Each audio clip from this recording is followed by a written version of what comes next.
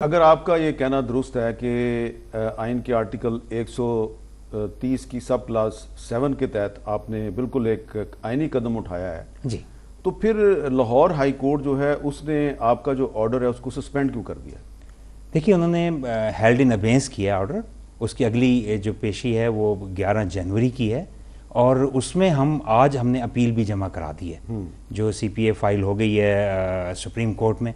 और उसमें हमने बिल्कुल कुछ सवालात उठाए हैं कि क्या ये आइन का जो आर्टिकल है उसका इख्तियार गवर्नर को नहीं था और क्या स्पीकर जो है वो उसको अपना काम करने से क्या उसके रास्ते में रुकावट बन सकता है जिस तरह यहाँ बने, या जिस तरह जो वफाक में आपने देखा साबका और यहाँ पे भी साबका गवर्नर ने आइनी चीज़ों में और मामलात में रुकावट डालने की कोशिश की। तो ये एक तरीका बन गया। अच्छा, एक बड़ा सादा सा सवाल है आम पाकिस्तानियों के लिए, वो समझना चाहते हैं कि एक सूबे की असम्बली जो है वो चीफ मिनिस्टर को इलेक्ट करती है जी, उस चीफ मिनिस्टर को असम्बली ने ही निकालना है, गवर्नर उसको एक नोटिफिकेशन के जरिए कैसे निकाल सकता है? बिल्कुल। इसे तो ये आइन इस चीज़ का तो अहाता कर रहा है, आइन इस चीज़ का ख्याल कर रहा है कि देखिए चाहे कोई प्रोविंशियल असम्बली हो या नेशनल असम्बली हो या सेनेट हो, लीडर ऑफ द हाउस जो उसका एग्जेक्टिव अथॉरिटी जो ड्रॉ करता है वो इस चीज़ से ड्रॉ करता है कि ऐवान की अक्सरियत उसके साथ है। और पूरी दुनिया में ऐसे मामलात होते हैं और इसीलिए आइन में ये प्रोविजन डाली जाती है कि जब एक लीडर ऑफ द हाउस है वो अक्सरियत खो चुका है, ऐवान का उस पर एतमाद नहीं रहा।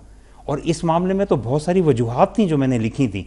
आपको खुद परवेज़ इलाही साहब ये कहते हुए पाए गए कि 90% लोग असम्बलियाँ तोड़ने के हक में नहीं हैं और बहुत से और ऐसे मामलात हुए which led me to conclude, या मुझे I had reasons to cogent reasons to believe कि ये इस वक्त अपनी अक्सरियत नहीं एंजॉय कर रहे। क्या ये दुरुस्त? तो मैं एक अर्ज कर लूँ कि इसमें जो वोट ऑफ कॉन्फिडेंस आइन इख्तियार देता है ना वो यही देता है कि ये एक फ्लोर का टेस्ट है, तो it needs to be tested on floor. और फिर जो प्रोविंशियल असम्बली का रूल 22 है उसका सब क्लॉज 7 है, वो ये कहता है कि अगर चीफ मिनिस्टर अक्सरियत ना ले सके या वो अक्सरियत लेने से एतराज़ करे, यानी कि वो वोट ही कंडक्ट ना कराए, तो वो लूज कर देता है right to be chief minister. लेकिन चीफ मिनिस्टर ने इनकार नहीं किया। नहीं, मैं उस पर भी आता हूँ। तो मैं सिर्फ ये बात आपको कहने वाला हूँ कि जब ये प्रोसेस हो गया, असम्बलियाँ नहीं टूटी, असम्बलियाँ उधर हैं, तमाम MPs उधर हैं। जब वो नया वजीर आला चुनेंगे तो अगर उनको इन पे एतमाद है तो दोबारा चुन लें, तो उसमें क्या ऐसी बात है। तो ये आइन का जो इख्तियार है ये जमहूरियत की मजबूती के लिए, जमहूरियत के खिलाफ नहीं है। तो जहाँ आप कह रहे हैं ना कि उन्होंने इनकार नहीं किया, वहाँ पे एक लफ्ज़ इस्तेमाल होता है कलूयन, कलूट करना, आपस में गठजोड़ करना। देखिए इनका फरमाना ये है कि जी इजलास हमारा ख़त्म नहीं हुआ, हम इजलास के ऊपर इजलास नहीं बुला सकते। तो आपको पता है कि ये इजलास कितने अरसे से चल रहा है? आपको पता है ये प्रोरोग ही नहीं करते, एडजर्न करते हैं, फिर आगे की डेट दे देते हैं, फिर आगे की डेट दे देते हैं।